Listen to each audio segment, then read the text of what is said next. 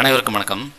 இந்த வீடியோவில் நம்ம பார்க்க போகிறது சனி ராகு இணைவை பற்றின சில விளக்கங்களை பார்ப்போம்.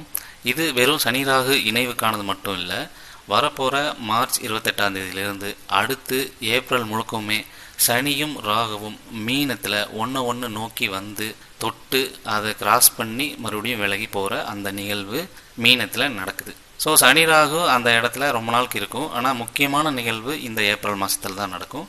ஸோ அந்த நிகழ்வு மனிதனோட வாழ்க்கையில், சமூகத்தோட வாழ்க்கையில், எண்ணங்களில், நாடுகளில், இயற்கையில், சூழலில் எப்படியான தாக்கத்தை ஏற்படுத்தும், அதை நம்ம எப்படி புரிஞ்சுக்கலாம் அப்படிங்கிற சனி ராகு பற்றின சைக்கலாஜிக்கல் எக்ஸ்ப்ளனேஷனை இந்த வீடியோவில் பார்க்கலாம். இது சனியை பற்றின, ராகுவை பற்றின மற்றும் பிற கிரகங்கள் எப்படி செயல்படுது அப்படிங்கிற ஒரு புரிதலையுமே அடிப்படையாக ஏற்படுத்தும். ஸோ ஸ்கிப் பண்ணாமல் முழுமையாக பாருங்கள். அதோட முக்கியமான 6 கிரகங்கள் மீனத்தில் சந்திக்குது. மீனம் அப்படிங்கிறது 12ஆம் இடம், கடல் வீடு, நீர் வீடு, கொஞ்சம் உணர்ச்சி வசப்பட்ட வீடு. அந்த வீட்டில் 6 கிரகங்கள் வர்ற ஏப்ரல் மாதத்துலேருந்து பயணிக்குது, முக்கியமாக ஏப்ரல் மாதம். ஸோ அதில் எப்படி விளைவுகள் வரும் அப்படிங்கிறத சொல்கிறதுக்கு தான் இந்த வீடியோ. ஓகே, இப்போது ஒரு கிரகம் எப்படி மனிதனை ஆட்கொள்ளுது, எப்படி சம்பவங்களை நடத்துது, எப்படி உலக நிகழ்வுகளை நடத்துது அப்படின்னு. இப்போ உதாரணத்துக்கு சனி எடுத்துக்கலாம்.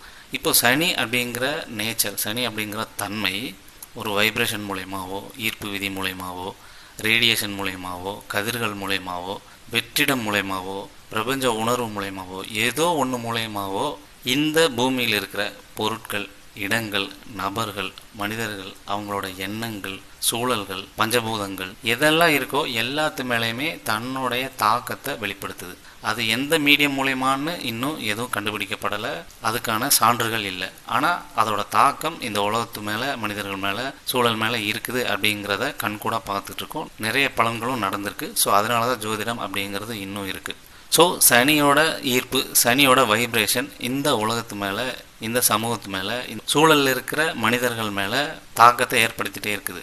அந்த தாக்கம், அந்த வைப்ரேஷன் மனிதர்களுக்குள்ளே வரும்போது அல்லது ஒரு சூழலுக்குள்ளே வரும்போது அங்கே ஆல்ரெடி சனியோட நேச்சர் எப்படி இருக்குதோ, நம்ம உதாரணத்துக்கு அதிகமாக இருக்குதுன்னு வச்சுக்கலாம். ஒரு மனுஷன் மேலே அந்த சனியோட தாக்கம் வருது.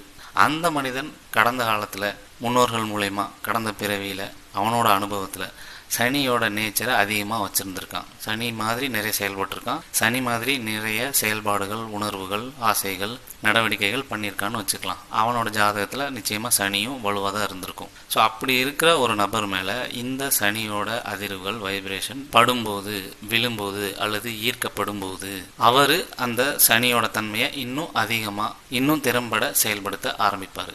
அது பாசிட்டிவாக இருந்தால் பாசிட்டிவாக செயல்படுவார், நெகட்டிவாக இருந்தால் நெகட்டிவாக செயல்படுவார். அது அவர் சனியோட தன்மையை எப்படி வச்சிருக்காரு அப்படிங்கிறத பொறுத்தது. இயற்கையில் ஒரு விதி இருக்குது, ஒத்தவை ஒத்தவற்றை ஈர்க்கும் அப்படிங்கிற ஒரு விதி இருக்குது.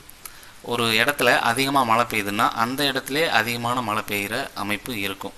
ஒரு இடத்துல வெயில் அதிகமாக இருக்குது அப்படின்னா அதிகமான வெயில் அதே இடத்துல இன்னும் அதிகமாக அடிக்கிறதுக்கு வாய்ப்பு இருக்கும். ஸோ இது ஒத்தவை ஒத்தவற்றை ஈர்க்கும் அப்படிங்கிற ஒரு விதிப்படி செயல்படும். அதனால தான் சில இடங்களில் பட்ட காலிலே படும், கெட்ட குடியே கெடும் அப்படிங்கிற ஒரு பழமொழி சொல்லி வச்சுருக்காங்க. இதைத்தான் நம்ம இந்த சனியோட தன்மை அவர் மேலே படும்போது இன்னும் சனியோட வலிமை அதிகமாகி சனிக்கான எல்லா குணங்களையும், எல்லா செயல்பாடுகளையும் அதிகமாக வெளிப்படுத்துவார் அப்படிங்கிறத நம்ம சொல்ல வருது. இதே மாதிரி தான் சனி மட்டும் இல்லை, குரு, சுக்கிரன், ராகு, கேது, செவ்வாய், சூரியன், எந்த கிரகத்தோட தன்மை ஒரு மனிதனுக்குள்ளே அதிகமாக இருக்கோ அந்த தன்மையை, அந்த கிரகத்தோட அதிர்வுகளை அவர் அதிகமாக ஈர்ப்பார். அந்த ஈர்ப்பினால் அவருக்கு அந்த கிரகம் சார்ந்த சம்பவங்கள் அதிகமாக நடக்குது. இதைத்தான் எப்படி நடக்குது, எந்த மாதிரி செயல்களில் நடக்குது, எந்த மனிதர்கள் மூலமாக நடக்குது அப்படிங்கிறத ஜாதகத்தின் மூலிமா நம்ம ஜோதிடரான நாங்கள் பார்த்து சொல்கிறோம். ஸோ உங்களுக்குள்ள எந்த கிரகத்தின் தன்மை இருக்குது, எந்த வைப்ரேஷனில் நீங்கள் இருக்கீங்க, எதை ஈர்க்கிற தன்மையில் நீங்கள் இருக்கீங்க அப்படிங்கிறத பார்த்துக்கிறது, புரிஞ்சுக்கிறது ரொம்ப ரொம்ப முக்கியம். அதை பொறுத்து தான் உங்களோட வாழ்க்கை, உங்களோட சம்பவங்கள் அமையும். ஓகே, இப்போ இந்த கோச்சாரத்தை பற்றி பார்ப்போம். மீனத்தில் சனி ராகு இணைய போகுது. அப்போது என்ன நடக்கும் அப்படின்னா, சனியோட அதிர்வுகள் ராகுவுக்கு போகும், ராகுவோட அதிர்வுகள் சனிக்கு வரும். இந்த பரிமாற்றம் நடக்கும். ஏன்னா ரெண்டும் ஒன்று நோக்கி தொடப்போகுது.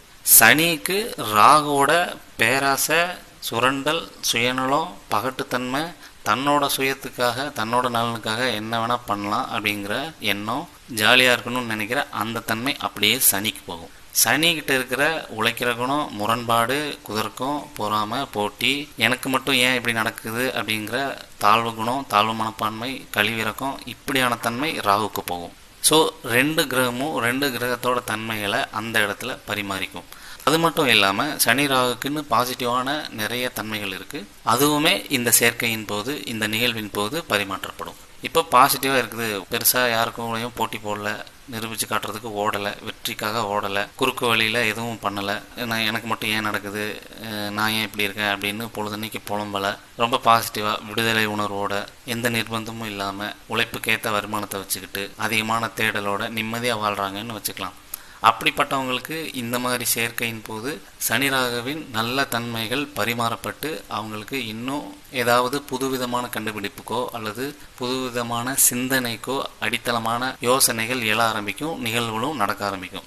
ஸோ அவங்கள பற்றி எந்த பிரச்சனையும் இல்லை, அவங்க ஆஸ் யூஷுவலாக இந்த நிகழ்வை கடந்து போயிடலாம். எல்லாருக்கும் இந்த சனி ராகு இணைவு பெரிய பாதிப்புகளை ஏற்படுத்தாது. ரொம்ப ரிஸ்கியாக இருக்கிறவங்க, தகுதிக்கு மீறி தொழில் பண்ணுறவங்க, தகுதிக்கு மீறி தொழிலில் கடன் வாங்கி வச்சுருக்கவங்க, ஒழுங்கில்லாத முறையில் தொழிலை நடத்துகிறவங்க, பேர் புகழுக்காக கௌரவத்துக்காக ஓடுறவங்க, அகலக்கால் வைக்கிறவங்க, பிறரை மட்டுமே நம்பி தொழிலையோ வேலையோ செய்கிறவங்க, நம்ம இன்னும் நல்லா சுகமாக வாழணும் அப்படிங்கிறதுக்காக சூழலையும் மனிதர்களையும் எவ்வளோ முடியுமோ அவ்வளோ சுரண்ட நினைக்கிறவங்க, இப்படியான எண்ணங்களில் செயல்களில் இருக்கவங்களுக்கு தான் இந்த சனி ராகு இணைவு அதனோட தாக்கத்தை அதிகமாக ஏற்படுத்தும். அதை அவங்க எந்தளவு கொண்டு போகிறாங்களோ அந்தளவு விளைவுகள் ஏற்படும். ஸோ நம்ம சுருக்கமாக சொல்கிறது, நம்ம எந்த அதிர்வில் நம்மளை வச்சுருக்கோம், நமக்குள்ளே எந்த கிரகத்தோட அதிர்வு அதிகமாக இருக்குது, அதைத்தான் நம்ம ஈர்ப்போம். இந்த கோச்சாரத்தில் சனி ராகு சேரும்போது சனி ராகுவோட இயல்பு நமக்கு அதிகமாக இருந்தது, அல்லது வேறு எந்த கிரகத்தோட இன்ஃப்ளூயன்ஸ் அதிகமாக இருக்கோ, எந்த பாவத்தோட இன்ஃப்ளூயன்ஸ் அதிகமாக இருக்கோ அந்த பாவத்துக்கு ஏற்ற அதை பொறுத்து நமக்கு விளைவுகள் அமையும். அது மட்டும் இல்லாமல் இந்த மீனம் அப்படிங்கிறது அயன சயன போகஸ்தானம். இது தூக்கத்தை குறிக்கும், ஜீரணத்தை குறிக்கும், கனவை குறிக்கும். ஸோ மீனத்தில் கிரகங்கள் இருக்குது அப்படின்னா அவங்களுக்கு கனவு அதிகமாக வரும், ஒரு பயம் இருக்கும், குழப்பம் அதிகமாக வரும், என்ன தொழில் பண்ணலாம், அடுத்து என்ன முடிவு எடுக்கலாம் அப்படிங்கிற குழப்பம் வரும். இதை தற்செயலாக தள்ளி போடுங்க, இப்போ முடிவு எடுக்காதீங்க அப்படிங்கிறது தான் நம்ம சொல்ல வர்றது. அதோட ரிஸ்கியான விஷயங்களில் இருக்கிறவங்க இந்த மாதிரி சனி ராகு வலுத்திருந்தா அவங்க தான் இன்னும் கொஞ்சம் கவனமாக இருக்கணும், இப்போதைக்கு பெரிய விஷயங்கள் எதுவும் செய்யக்கூடாது அப்படிங்கிறது ஒரு முக்கியமான குறிப்பு. இந்த 12ஆம் இடம் அப்படிங்கிறது மருத்துவமனை, மருத்துவத்தையும் குறிக்கிறதுனால உடலில் கழிவுகளை அதிகமாக சேர்க்கறது. அதாவது சளி பிடிச்சோடனே மாத்திரை வாங்கி சாப்பிட்டு அந்த சளியை உள்ளுக்குள்ளேயே தங்க வச்சிடுறது, காய்ச்சல் வந்த உடனே மருந்து ஊசி போட்டு உடனே சரி பண்ணிடுறது, அந்த கிருமி அழிஞ்சிச்சா அழியலையான்னு கூட தெரியாமல் காய்ச்சல் சரியாயிருச்சு அப்படின்னு மட்டும் விட்டுறது, உடல் கழிவை சரியாக வெளியேற்றாமல் இருக்கிறது, வேர்க்காமல் இருக்கிறது, யூரின் மோஷன் சரியாக போகாமல் இருக்கிறது, உடலோட பஞ்சபூத சுழற்சியை ப்ராப்பராக இல்லாமல் வச்சுக்கிறது, சரியாக தூங்காமல், பசிச்சப்போ சாப்பிடாமல், நைட்டு அதிக நேரம் கண் விழிச்சு, பகல் அதிகமாக உறங்கிட்டு, இப்படியான நடைமுறை இருக்கிறவங்களுக்கு அவங்களோட உடல் தொந்தரவுகள், நோய்கள் அதிகமாகி அவங்க மருத்துவம் சார்ந்த செலவுகள் பண்ணுறதுக்கும் வாய்ப்பு இருக்குது. அதே மாதிரி தான் இயற்கையில் சூழலில் சனி ராகு அப்படிங்கிறதே அண்டர் கிரவுண்டு, மறைமுகமான விஷயங்கள்னு சொல்லியிருக்கோம். அப்போது அதிகமான போர் போட்ட இடம், அதிகமாக வளங்களை பூமிக்கடியிலேருந்து எடுத்த இடங்கள், உலோகங்கள் எடுத்த இடம், கேஸ் எடுத்த இடம், ஆயில் எடுத்த இடம், கெமிக்கல்ஸை எடுத்த இடம், இப்படி எந்த இடத்துல எல்லாமே பூமிக்கடியிலிருந்து வளங்களை எடுத்தோமோ அந்த இடத்துல அந்த அடுக்குகள் சரி பண்ணுறதுக்காக பூகம்பமோ சுனாமியோ இல்லை மண் சரிவோ ஏதோ ஒன்று ஏற்படுறதுக்கும் வாய்ப்பு இருக்குது. ஏன்னா இயற்கை தன்னை எப்போவுமே சமநிலைப்படுத்துறதுக்கு முயற்சி பண்ணிக்கிட்டே இருக்கும். நம்ம ஒரு ஆக்ஷன் பண்ணுறோன்னா அதை பேலன்ஸ் பண்ணுறதுக்கு இயற்கை ஏதாவது ஒரு ஆக்ஷன் எடுக்கும். அந்த ஆக்ஷன் இந்த டயத்தில் எடுக்கிறதுக்கு வாய்ப்பு இருக்குது அப்படிங்கிறது தான் நம்ம சொல்ல வர்றது. ஸோ அதிகமாக இயற்கையை சுரண்டாமல் வாழ்கிறது தான் சிறந்த வழிமுறையை தவிர எப்போ பார்த்தாலும் புது கண்டுபிடிப்புகள் பக்கத்திலேயே போய்கிட்டு கழிவுகளை பற்றியும் இயற்கை சுரண்டலை பற்றியும் கொஞ்சம் கூட திங்க் பண்ணாத அந்த போக்கு மாற்றிக்கணும் அப்படிங்கிறது தான் நம்ம சொல்ல வர்றது. ஸோ இது மீனத்தில் இருக்க சனி ராகுவை பற்றி மட்டும் சொன்னது. இதே மாதிரி மீனத்தில் சூரியன் இருக்குது, சந்திரன் இருக்குது, புதன் இருக்குது, சுக்கிரன் இருக்குது. ஸோ இந்த கிரகத்தோட தன்மைகள் அதிகமாக இருந்தாலுமே நீங்களுமே இது போன்ற விஷயங்களில் உங்களை சரியாக, நிறைவாக, நேர்மையாக, சுதந்திரமாக வச்சுக்கும்போது உங்களை இந்த கோச்சாரம் அல்லது உங்கள் ஜாதகம் எந்த பாதிப்பும் பண்ணாது. அதுக்கான புரிதலை தான் நம்ம ஒவ்வொரு வீடியோக்கள்லையுமே ஆழமாக எக்ஸ்பிளைன் பண்ணிகிட்ருக்கோம். ஸோ இதையெல்லாம் நீங்கள் புரிஞ்சுக்க வாழ்க்கையை அணுகிற விதம் கொஞ்சம் கொஞ்சமாக மாறணும் அப்படிங்கிறது நம்மளோட விருப்பம். உங்களுக்கு ஏதாவது இந்த வீடியோ பற்றின டவுட்டு, சஜஷன்ஸ் ஏதாவது இருந்ததுன்னா கமெண்ட்டில் போடுங்க. உங்களுக்கு கரியர் பற்றின கைடன்ஸ், பிஸ்னஸ் பற்றின கைடன்ஸ் வேணும் அப்படின்னா நம்மளை தொடர்பு கொள்ளுங்கள். நன்றி.